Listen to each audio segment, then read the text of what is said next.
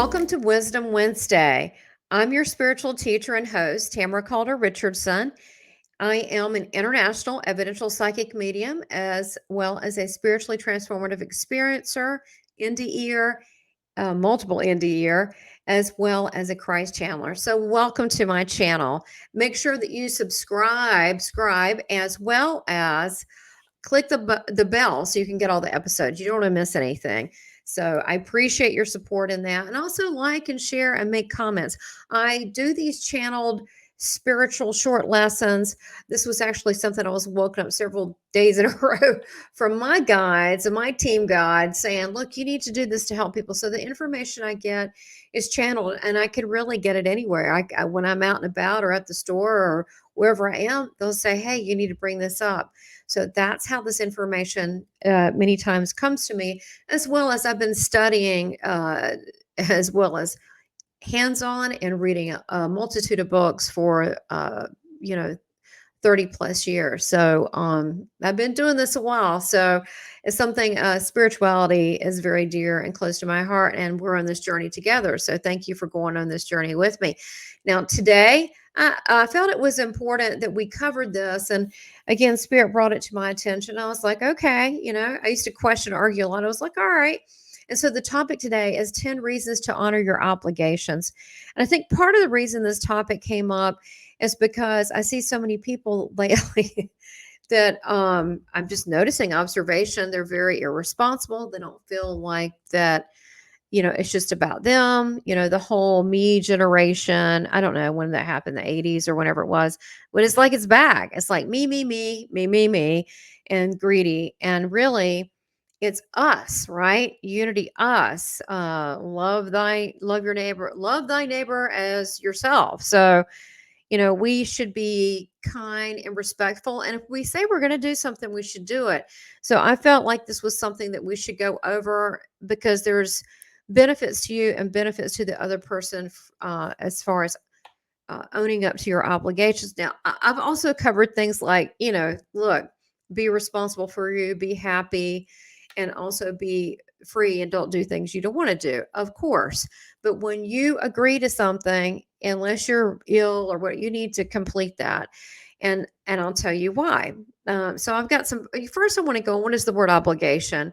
And, it's funny, words have changed so much and people have wrong meanings of things. And then not to mention that education has been so lowered. So I do it myself. So I like to define words. I do that a lot and look at all the derivation, where that came from. And so what does obligation mean? It sounds awful, doesn't it? But it's actually really not. It is an act or course of action to which a person is morally or legally bound. A duty, oh yeah, I'll pick the kids up at 5 o'clock every day, whatever. Or a commitment. Yeah, like we're going to be married and I'm going to be true to you and I'm not going to be doing this and that with whatever. Okay.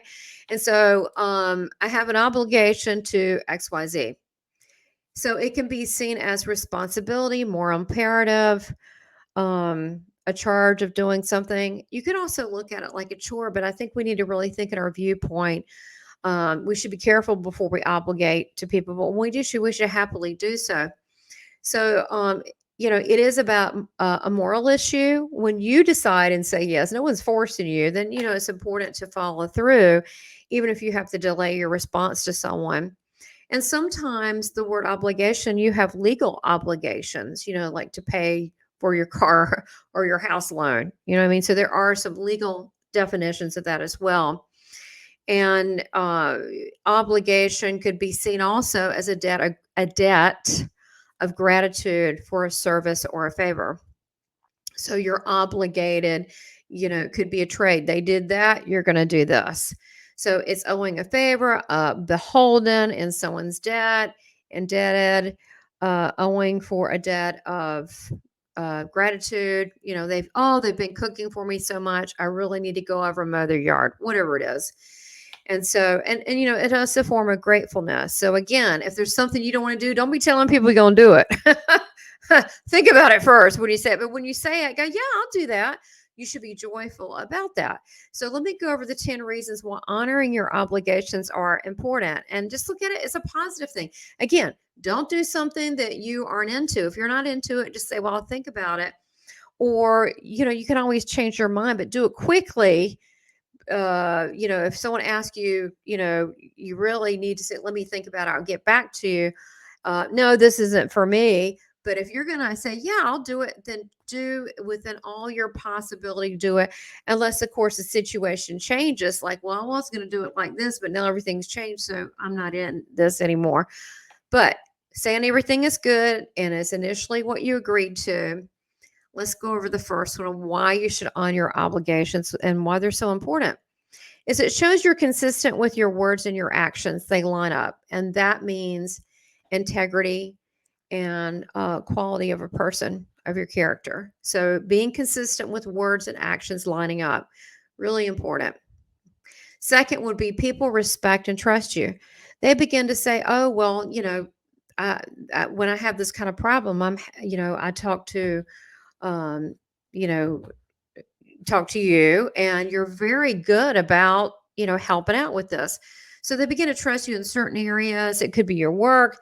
It could be, uh, it could be family things, but people begin to respect and trust you and trust your opinion about it. So number 3 is reflection of your integrity. So by you saying I'm going to do something, actually completing it, it's a reflection of who you are and your own personal integrity. And that's a pretty big deal because all we have is our words. So if you tell people, yeah, I'll do it, and you never show up, then your words, crap. I mean, be honest, that's what it is.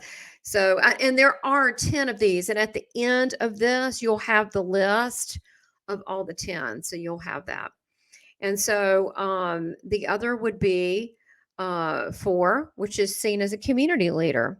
And that you would be seen as the go-to person to get the job done. And I say community leader, it could be community, state leader, neighborhood, family leader, whatever that, fill in the blank leader is. But people are like, wow, so-and-so gets it done. Yeah, I can really count on them. Hey, it is always terrific when they're involved. I can always know it's going to be great. They got great ideas. It's going to be wonderful. So it's a really positive thing. Number 5, it bonds common goals with others. So you're together in agreement doing something. It could be just a family birthday party, but you say, okay, I'm going to go, and you may put, boundaries on that. I'm going to go, I'm going to be there 2 hours, but I got stuff to do, but you're going to be there and you're going to be pleasant while you're there. Otherwise, that don't agree to go in the first place. So it does bond you with others, with your commonality of your goals for what you're there for. Number 6, it enhances communications. And what does that mean? People are willing to open up to you because they see you're a person that's always there. They see you as trustworthy. And so they're like, they feel they trust you. They want to start talking to you. So they'll ask you questions. So this is a great way to build better communications and trust with people, is to fulfill your obligations. And you can even take it a step further and to be of service to others. So again, obligation does not have to be a dirty word. It is if you don't like what you're doing, but shame on you, don't do it unless it's the right thing to do. I mean, sometimes we all do things we don't, would rather spend our time, doing something super fun, but we, have to do things in life, obligations like pay bills and stuff. I mean, it's just part of it, being in this world. So now we've got number 7. And number 7, what to honor your obligation would be you get a sense of being valued by others. We covered that a little bit earlier, but it's about value. You're not just someone who helped out. You are a valued person. You begin to have added, people begin to think of you differently. So it's the value that you create with others. And that's just golden. Money can't buy that. That is good stuff. So sense of being valued by others. When you're a kid and everybody was like, they played games and they said, oh, who's going to be on whose team? And they always picked the person that was easy to work with and that was a good team player. And that's what it's like. You're the first choice. So that's number 7, being valued by others. And they look forward to seeing you and being around you. Number 8, by you handling your obligations and honoring that, it creates stronger relationships because people know they can trust you. So they begin to trust you with deeper information. You can even see this in the workplace, and they'll say, well, so and so, what do you think? And it's it's a beautiful thing when people do that, when they let down your guard and trust you like that. Number 9, you're seen as a person with proven character. That's where all this develops into. It's like it is like a track record. I mean, if someone, and you probably have known people that, oh, don't call them. You can't count on them. I'd like to invite them out, but they won't show up. And so people look at that as someone having a proven character that, when you ask them, it's important that you're there, that they're okay. You tell them it's important. I really like you here. And they show up and they go, okay, if that's important to you, that shows proven character. And number 10, the biggest of all things, is you're role modeling and setting standards for doing, and I call it DTRT, doing the right thing.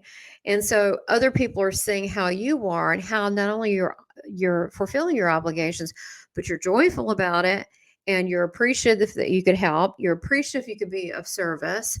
And even if it's for a short time, you are role modeling to others. This is how you're supposed to act and do the right thing, and setting the standard of being kind in your family, in your workplace, in your community, in your state, in the world, right? And showing that if we have more people just common sense doing these things and not complaining about it, but when they do have things that is their responsibility, their obligation, like it's, if you have a note on the house or you got to pay, that's your responsibility.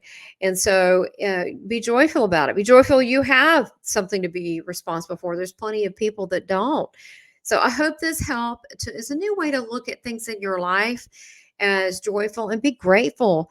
Be grateful that if you have a car, oh, you got to pay for it. Well, you got a car. I mean, at least there's, if you have a means to pay for it, it's a lot to be grateful for. And so, I'm grateful for everything. I don't know anyone in this world unless it's somebody super wealthy. I'm not going to name names that, people just have obligations, and they have, and, long as you're alive in this world, it's just the way it is. So let's have the right attitude about it. And that alone would make a better place and a better world. Well, look, enjoy the rest of your day. Stay tuned for next Wednesday at 1 p.m. Eastern Time for another spiritual short. I have a completely different topic that's going to be fun. And so I'm just going to leave it as a surprise so you can see next Wednesday. Have a wonderful, blessed day. Take care.